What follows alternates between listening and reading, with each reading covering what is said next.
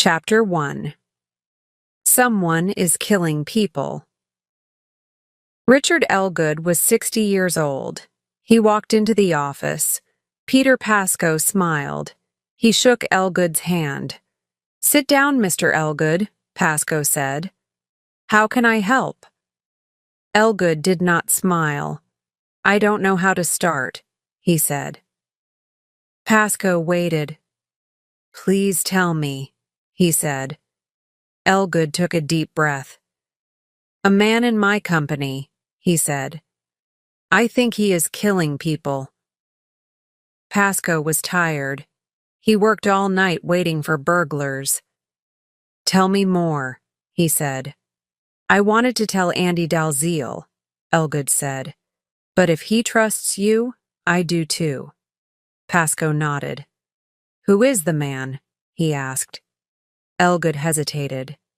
Then he whispered, "Patrick Alderman." Later, Pascoe told Dalziel. Dalziel laughed. "Dick is strange, but not crazy." "You know him?" Pascoe asked. "For years," Dalziel said. "He is rich. He loves silk shirts and gold rings. He loves women, too." "What do you want me to do?" Pascoe asked. "Tell me everything," Dalziel said. "Elgood thinks Alderman killed 2 men, Pascoe said. "Who?" Dalziel asked. "Brian Bulmer and Timothy Eagles," Pascoe said. "How did they die?" Dalziel asked. "Bulmer crashed his car. Eagles had a heart attack," Pascoe said. "Why does Elgood think Alderman did it?" "Alderman gave Bulmer too many drinks. Then Bulmer drove home and crashed. Alderman also shared an office with Eagles. Why would Alderman want them dead?" "He wants a better job," Pascoe said. Dalziel laughed. "Dick believes that?" "There is more," Pascoe said. "Tell me," Dalziel said. "Elgood and Alderman had a fight. Elgood said he would not promote Alderman. Later, Elgood got an electric shock from his lamp. The next day, his garage door almost fell on him." Dalziel scratched his belly. "Why doesn't Elgood want to promote Alderman?" he asked. "Alderman is not good at his job, and some directors want him on the board," Pascoe said. Dalziel thought. "We should meet Alderman," he said. "But how?" Pascoe smiled. "I have an idea," he said. "Sergeant Weald told me about a car. The owner is Daphne Alderman. She lives at Rosemont House." Chapter 2. Daphne makes a new friend. Patrick Alderman stood in his garden, enjoying the smell of his roses. He was young, handsome, and had a happy family. But today he had things to do. His wife Daphne needed a ride because her car was being repaired. He also had to talk to the gardeners about leaving the greenhouse door open. Daphne was tall and blonde. She had married Patrick young, soon after her father died. She had a good life, but felt she didn't truly understand her husband. He was always calm, as if he knew the future. Patrick drove her to their daughter's school. It was sunny when they left, but by the time they arrived, it looked like rain. Daphne refused his offer to wait and drive her to town. She noticed a group of women holding signs protesting private schools. "Ignore them," Patrick said, and left. Soon the rain started. Daphne stood alone, getting wet. Then she saw a woman with short black hair putting a baby into a car. The woman smiled. "Do you need a ride?" Daphne hesitated but got in. She saw a protest sign in the back seat. "Don't worry," the woman said. "I won't talk about it." Daphne admired the baby and called her a boy. The woman laughed. She's a girl. Her name is Rose. Why should pink be for girls and blue for boys? She introduced herself as Ellie Pascoe. They stopped for coffee. The cafe was small and busy. Daphne felt out of place, but Ellie enjoyed watching her reaction. 2 policemen walked in. One of them, Wedderburn, greeted Ellie, calling her Mrs. Pascoe. Daphne was surprised. Ellie's husband was a detective. Curious, Daphne asked, "If my husband did something wrong, would you tell yours?" Ellie smiled but did not answer. Chapter 3. The most important thing. Patrick Alderman worked in an office. His boss, Timothy Eagles, died from a heart attack. Before that, Brian Bulmer died in a car crash after the office party. Patrick was with both before they died. Richard Elgood, the company boss, did not trust Patrick. Some people wanted Patrick to get a promotion, but Elgood said no. Patrick only smiled and did not argue. After this, Elgood got an electric shock from his desk lamp. The next morning, his garage door almost fell on him. He was scared and called London to check something about Patrick. That evening, Patrick went home. His wife Daphne was in the garden. 2 police officers arrived to ask about her scratched car. Sergeant Weald wanted to watch Patrick, but Patrick was calm. He showed Weald his greenhouse. Inside, Patrick held a sharp knife and smiled. "I love my roses," he said. "I cut off the old flowers so new ones can grow." The greenhouse had a locked cupboard with dangerous poison inside. Weald looked at Patrick. Something felt wrong. Chapter 4. Another death at Elgood Ceramics. Peter Pascoe was playing with his baby Rose at home. He sang a funny song about his boss, Dalziel, to make her laugh. His wife, Ellie, walked in and smiled. "What did Dalziel do now?" she asked. "Nothing much," Pascoe said. "But he is making me work on this Elgood and Alderman case, and I don't know why." "Isn't it all nonsense?" Ellie asked. "I think so," Pascoe said. "Sergeant Weald went to meet the aldermans. He found nothing." Pascoe didn't tell Ellie everything. He didn't mention the poisons Patrick kept in his greenhouse. There was no proof of any crime. "I'll have to tell Elgood he is imagining things," Pascoe said. "Still," Ellie said, "many people have died at Elgood Ceramics. That company doesn't seem very safe."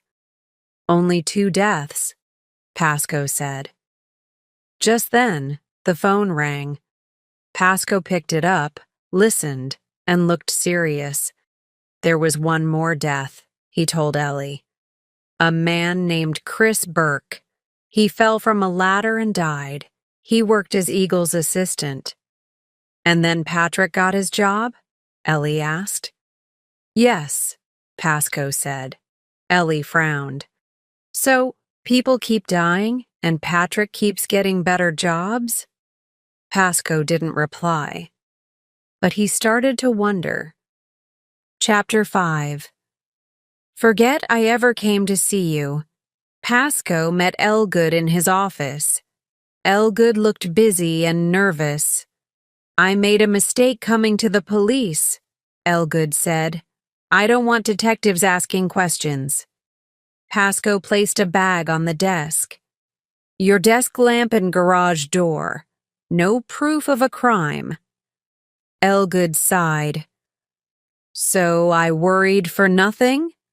"One more thing," Pascoe said. "A man named Chris Burke fell from a ladder and died. After that, Patrick Alderman got his job. That was 4 years ago. Just an accident, Elgood replied. Pascoe saw an old company photo. Who's Eddie Alderman? Patrick's great-uncle, Elgood said. A smart accountant who spent all his money on his house and garden. So Patrick changed his name to Alderman? Pascoe asked. Yes, he wanted to be like Eddie, Elgood said. But he isn't as smart. People like him, though. He has charm. Then Elgood looked serious. Forget what I said. Drop it.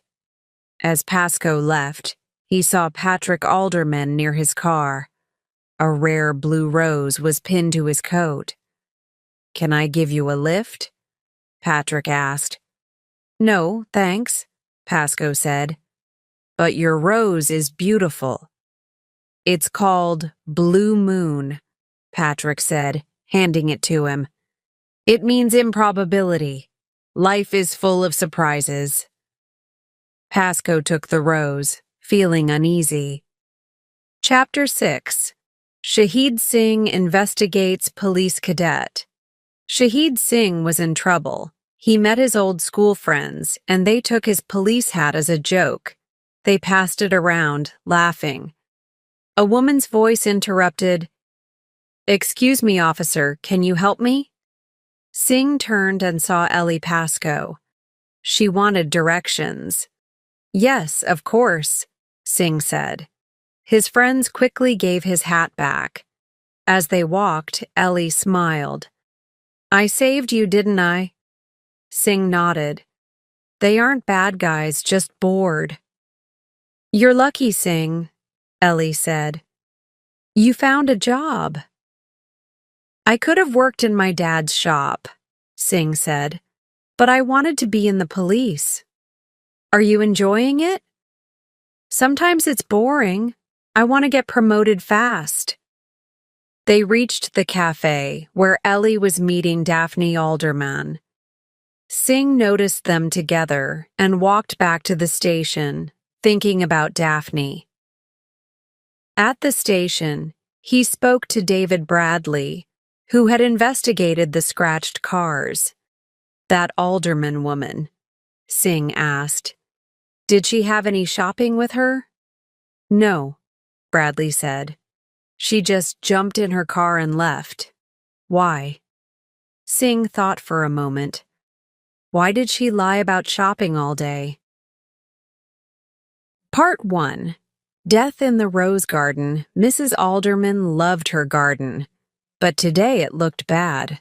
Her gardeners, Mr. Caldecott and his son Dick, were not working well.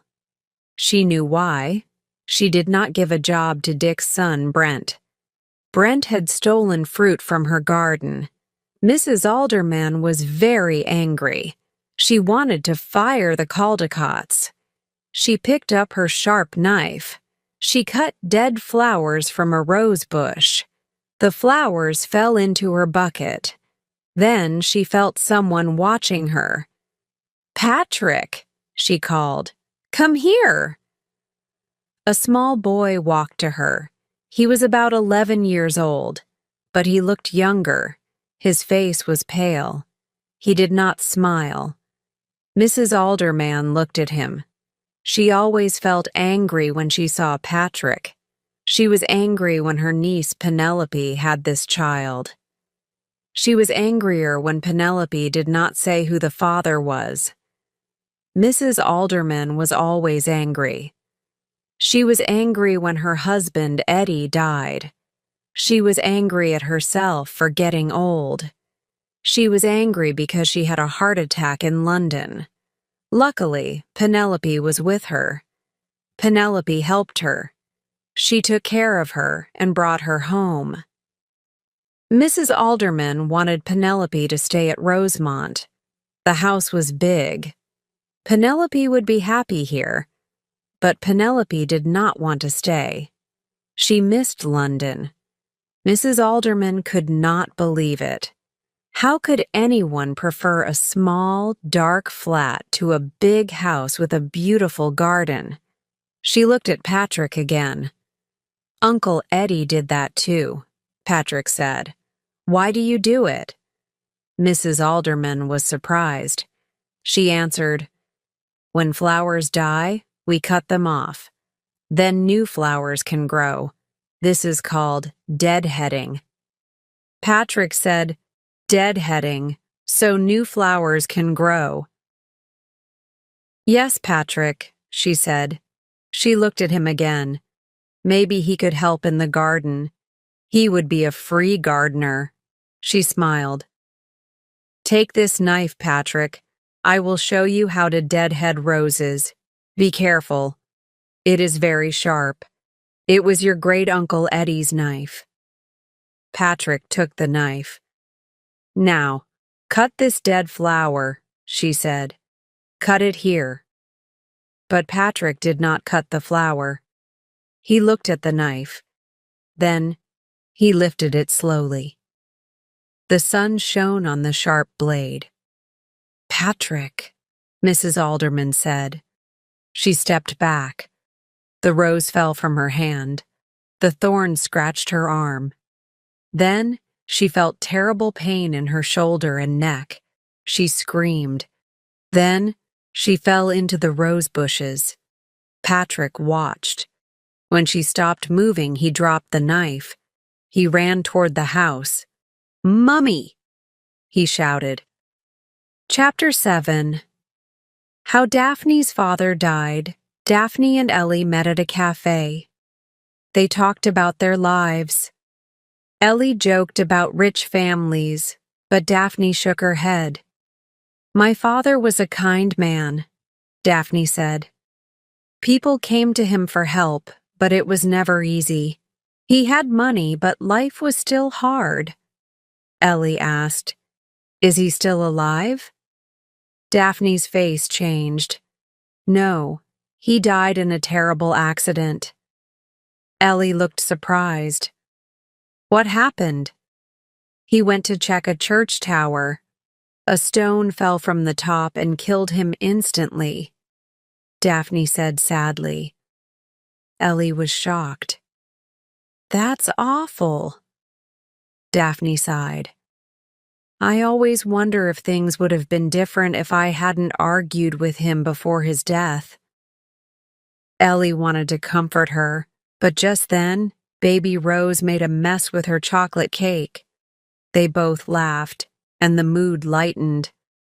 That night, Ellie told Pasco about Daphne's father's death. Pasco was shocked. So he was killed by a falling stone? Another strange accident? Ellie frowned.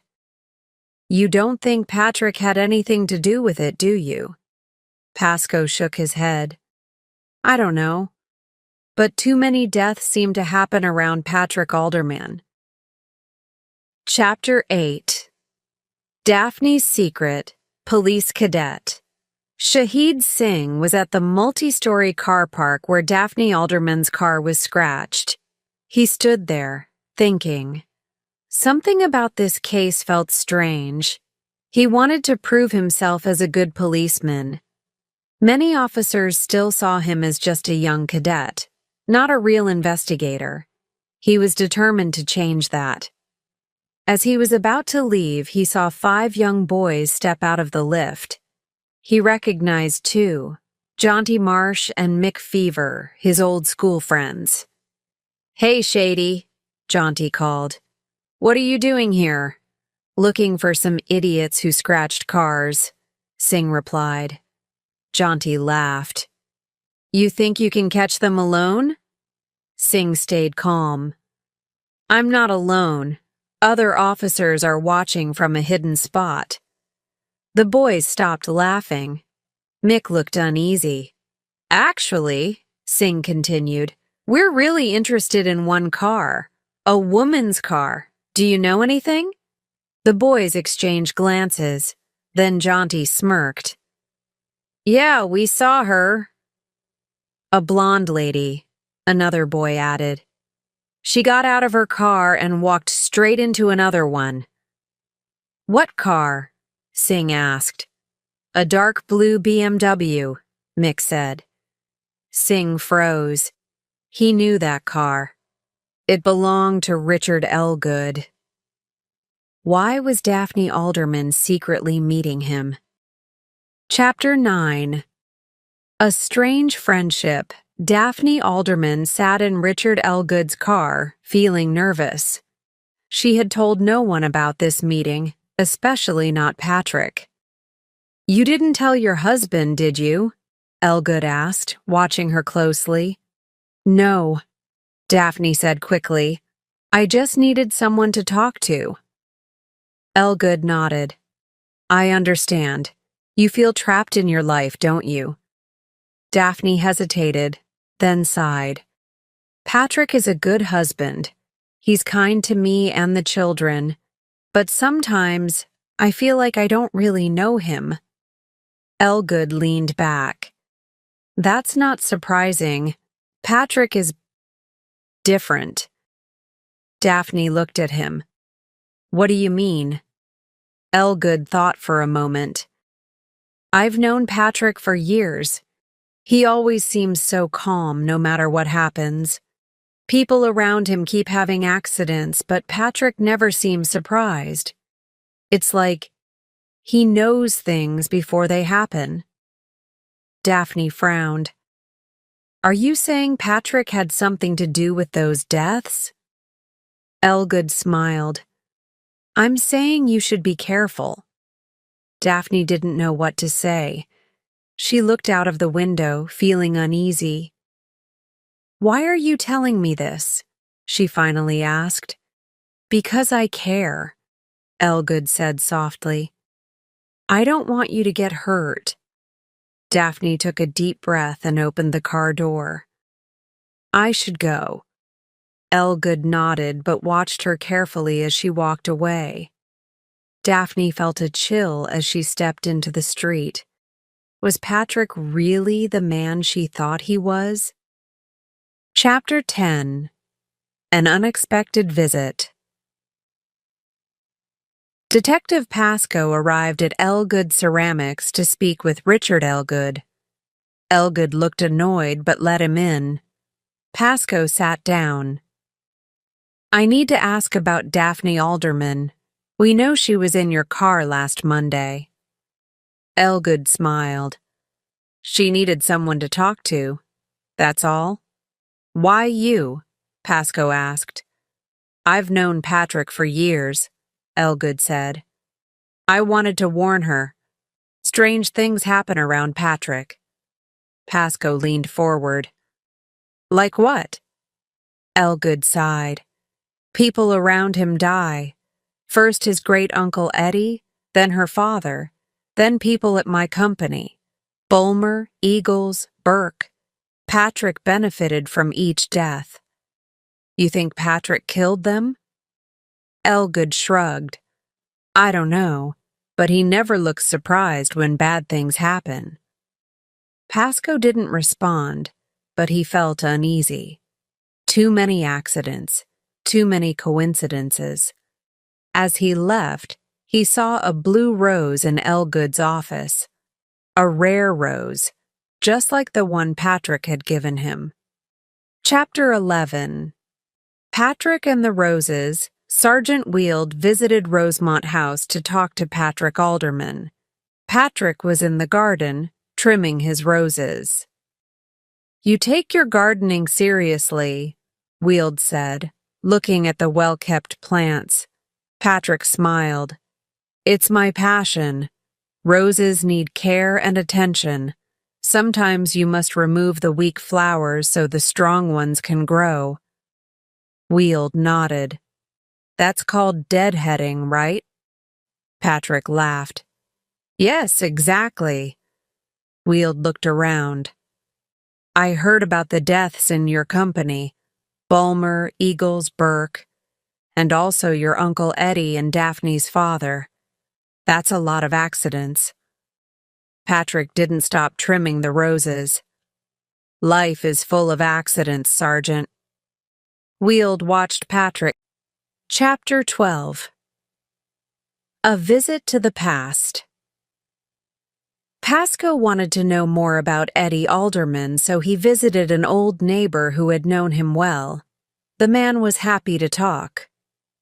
Eddie was a smart man, the old neighbor said, a great accountant and a lover of gardens.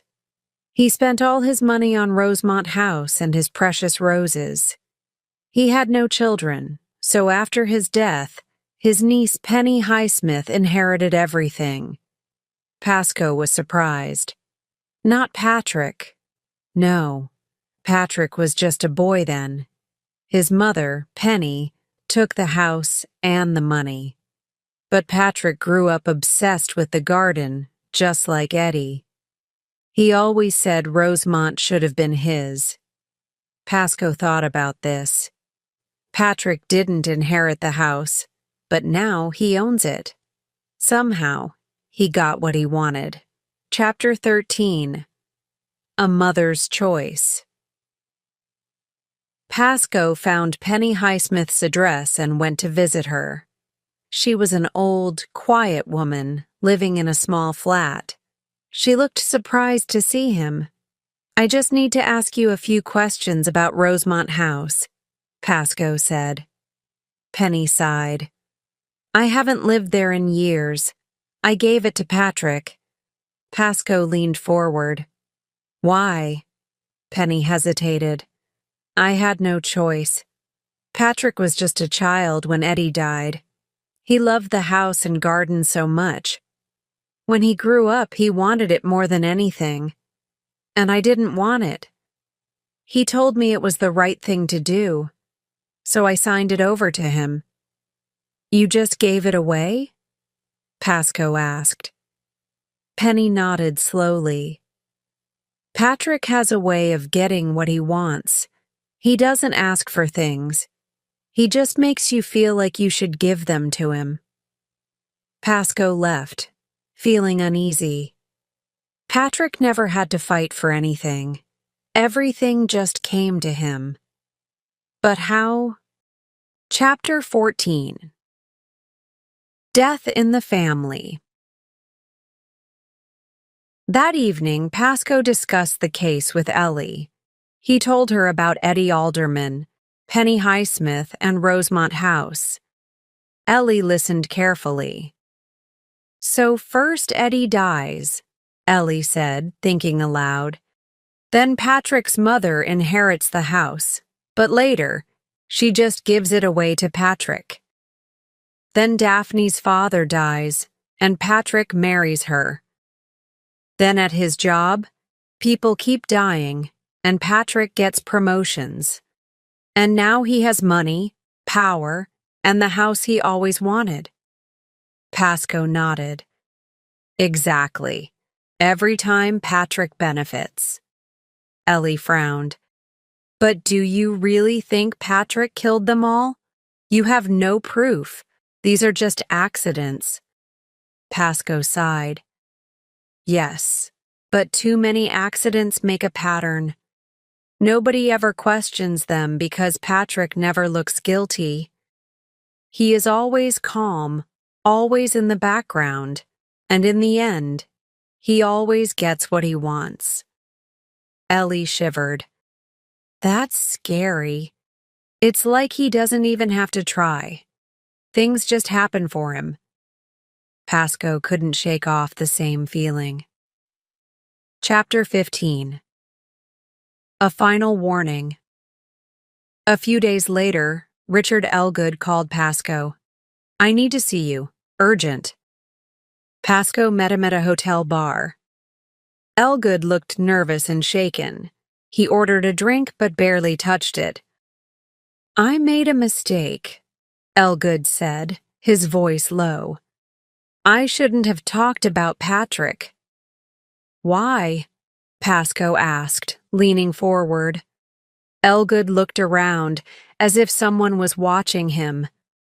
"Because I don't want to end up like the others," he whispered. Pasco frowned.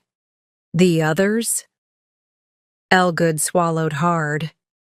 Everyone who gets in Patrick's way, something bad happens to them. First Eagles, then Burke. And now, he stopped and shook his head. Pascoe pressed him. What are you saying? Do you think Patrick is dangerous? Elgood met his eyes. I'm saying you should drop this case. Forget Patrick Alderman. Forget everything I told you. If you care about your life, stay away from him. Pascoe walked out of the hotel with a heavy feeling in his chest.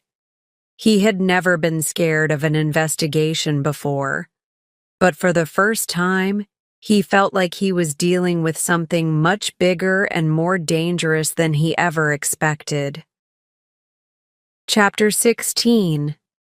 Dalziel enjoys himself. Penny Highsmith and Andy Dalziel were having dinner together. They were in a nice restaurant, eating good food and drinking wine. Dalziel ate a lot, and Penny watched him with amusement. You are still the same, Andy, Penny said, smiling. I'm enjoying myself, Dalziel replied. It's good to see you again. Penny nodded. I was surprised when you found me in London. Was it just luck, or are you here for a reason? Dalziel grinned. Maybe both. I came for a conference, but I also wanted to see you. They talked about old times. Penny told him she liked living in London. She had only stayed in Yorkshire to take care of Aunt Florence. When Florence died, Penny got the house and money, but she never wanted to stay there forever. Patrick loves Yorkshire, she said. He still lives at Rosemont with his wife and children. I thought you would sell the house, Dalziel said. I almost did, Penny answered, but something happened. What? Dalziel asked. The buyer died, Penny said. Dalziel put down his fork. Died? How? It was an accident, Penny said. He ate a poisoned fruit. Maybe he picked an apple from a tree treated with chemicals. Nobody knows for sure. Dalziel thought for a moment. He looked at Penny carefully. Strange how people around Patrick always seem to have accidents, he said. Penny frowned. What do you mean? Dalziel smiled. Nothing, just thinking. More wine? Penny laughed. Yes, why not? Let's enjoy the evening. Dalziel poured the wine and changed the subject. He didn't want Penny to know what he was really thinking. Chapter 17. Dalziel has a wonderful time. Penny Highsmith and Andy Dalziel were having dinner in a restaurant. The waiters were surprised to see how much Dalziel ate. He enjoyed his food and wine. I'm so glad to see you again, Andy, Penny said. Dalziel smiled. And I'm happy to see you too. Did you find me by accident or was it planned? Penny asked. Dalziel laughed. Do you think I'm here to investigate something? Maybe, Penny said. But now I see you eating and drinking so much I don't think you are pretending. Dalziel nodded. No pretending. I'm having a great time. Penny laughed. I checked on you with Patrick when I saw him yesterday. Dalziel was surprised. Did he stay long? No, Penny said. He never does. We are not very close. But you raised him alone, Dalziel said. Why didn't you marry his father? That's none of your business, Penny said. Sorry, Dalziel said. It must have been hard. Some people were unkind to me, Penny said. But Aunt Flo and Uncle Eddie helped me. And then you got Rosemont and all the money, Dalziel said. Were you surprised when you heard the will? Penny looked at him. "There was no will," she said. Dalziel was quiet. He was thinking. He had heard something different from Penny's lawyer. But he didn't say anything. Instead, he smiled and poured more wine. "Let's enjoy our dinner," he said. Chapter 18. A big surprise for Daphne. Daphne Alderman woke up feeling that something important would happen today. She had been thinking a lot about her marriage. She wanted to be honest with Patrick. She wanted to fix things between them. Patrick was coming home from London that morning.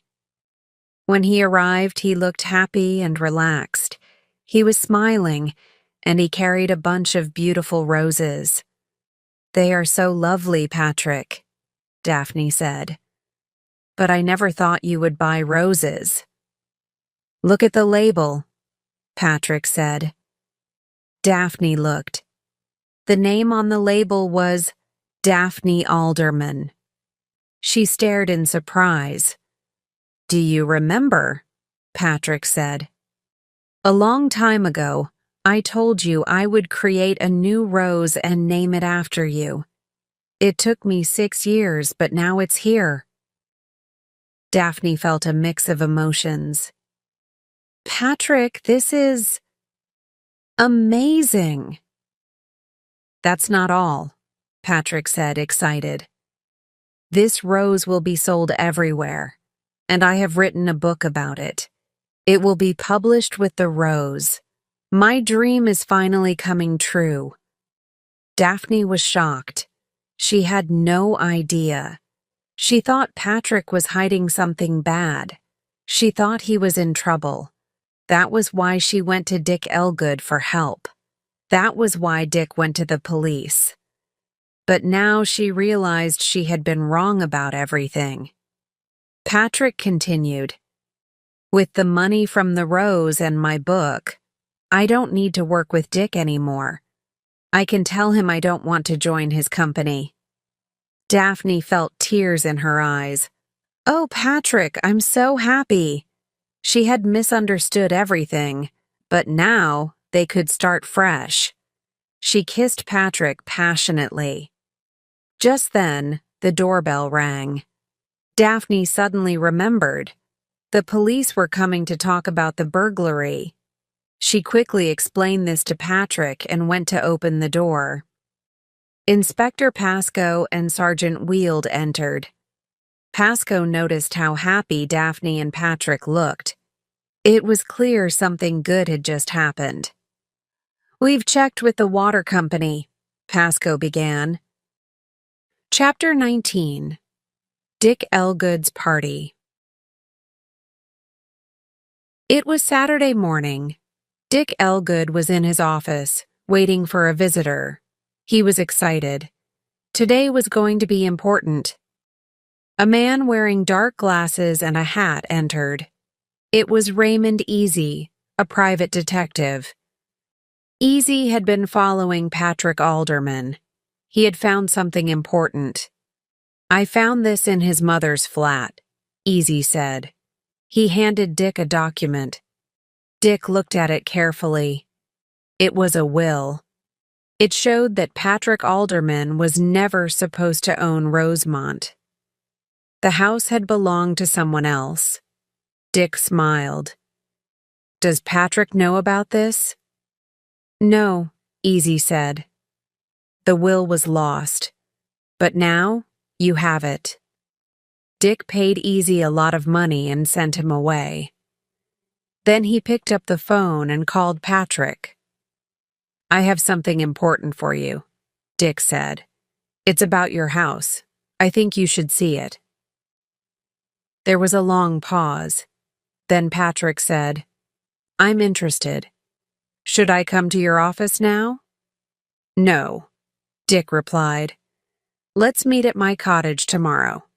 I'm having a lunch party. Bring your family."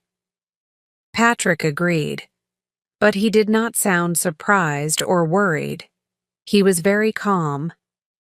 Dick put the will in his desk and smiled to himself. He was looking forward to tomorrow. Chapter 20. Shahid Singh sees some action. Shahid Singh and Weald were sitting in a bedroom at Rosemont. It was very quiet. The air smelled like roses from the garden below. Pascoe and another officer were also inside the house, while 2 more policemen waited in a car outside. Singh was excited. This was his first big police job. He wanted to catch a criminal. Weald, however, looked bored. The hours passed slowly. When morning came, Pascoe entered the room and yawned. "That's enough for now," he said. "Go downstairs and get some coffee. We'll try again tonight." As they went downstairs, Pascoe walked past Patrick Alderman's study. He suddenly heard a noise inside. Curious, he opened the door and was shocked to see Dalziel. Dalziel was sitting at Patrick's desk, looking through some papers. "Good morning, Peter," Dalziel said cheerfully. "Did you have a good night?" Pascoe frowned. "What are you doing here, sir?" "I thought you might need company," Dalziel replied. "Nothing happened, right? I didn't expect anything, but I let you have your fun." Pascoe was confused. What was Dalziel planning? Dalziel stood up. "Let's walk in the garden," he said. As they walked among the roses, Pascoe asked, "Do you still think Patrick Alderman is guilty?" Dalziel shrugged. "People die all the time, Peter. But we don't have any proof, do we? What we need is a body." Pascoe sighed. Dalziel sounded almost disappointed. They went back inside and ate breakfast with Weald and Singh. When they finished, Pascoe asked, "Are we leaving now?" Dalziel shook his head. "No, we're staying. We need to catch some burglars." He led them back upstairs and lay down on a bed. "Wake me when they come," he said. Then he closed his eyes. At around 8 a.m., they heard a noise outside. An old van drove into the garden. The words "Caldecott's son, gardeners" were written on it. "They're here," Dalziel said, sitting up. "The gardeners?" Pascoe asked. "You think it's them?" "There's Jaunty Marsh," Singh whispered. "And Arthur." Dalziel nodded. "It's a smart trick. People need their gardens taken care of, even when they're away. These men pretend to be gardeners, but they also watch the house. They choose what to steal." "So far, they are only working," Weald pointed out. "Just wait," Dalziel said. "One of them will cut the alarm. Another will enter the house. The others will stay outside, so nothing looks suspicious." Pascoe realized Dalziel was right. He was embarrassed. Dalziel had seen the truth while he had not. After a few minutes, they heard someone enter the house. "Let's go," Dalziel said. He turned to Singh. "You stay here. We don't want you to get hurt." They ran downstairs and found Arthur Marsh in the study. He was holding a bag full of stolen items. When he saw them, he tried to run. Dalziel threw himself forward and grabbed Arthur's leg. But Arthur was not the only thief. Jaunty Marsh, holding a heavy silver candlestick, pushed past Weald and ran upstairs. Weald chased him. There was shouting, a loud crash, and then silence. Weald entered the room and saw Singh lying on the floor. Blood was running from his head. Singh was unconscious. Weald looked out the window and saw the old van. A police car had blocked it. Then he heard another cry. He turned and saw Jaunty Marsh hanging from the window, terrified. Weald grabbed him and pulled him inside, but he was more worried about Sing. Was the young officer still alive? Chapter 21. Nothing Ever Really Changes. On Tuesday night, Dick Elgood arrived at his seaside cottage later than usual. He was too late to go swimming, and he felt lonely. The sound of the waves made him uneasy. But the next morning, the sun was shining, and he felt much better. After breakfast, he went for a swim. The cold water woke him up, making him feel fresh and strong. He returned to the cottage, ready for a shower. As he stood under the warm water, he felt something strange. His skin started to burn. At first, it was just a little pain. Then his eyes hurt like there was soap in them. He tried to open them to wash it out. Suddenly he screamed. His whole face felt like it was on fire. He stumbled out of the shower, trying to reach the sea. The salt water, he thought, might stop the pain. He ran outside, barely able to see. Finally, he fell into the waves. At the police station, Dalziel, Pascoe, and Weald had just visited Shahid Singh in the hospital. The young officer was hurt, but not badly. His head was covered in bandages, but he was smiling. He was proud. He had helped catch the burglars. Back at the station, Dalziel was in a good mood. But suddenly he got a phone call. He ran into Pascoe's office, shouting, "He's dead! Dick Elgood is dead!" Pascoe jumped up. "How?" "Drowned," Dalziel said. "They found his body in the sea near his cottage." "Was it an accident?" Pascoe asked. "We don't know yet," Dalziel said. "Find out." A few hours later, Pascoe had the answer.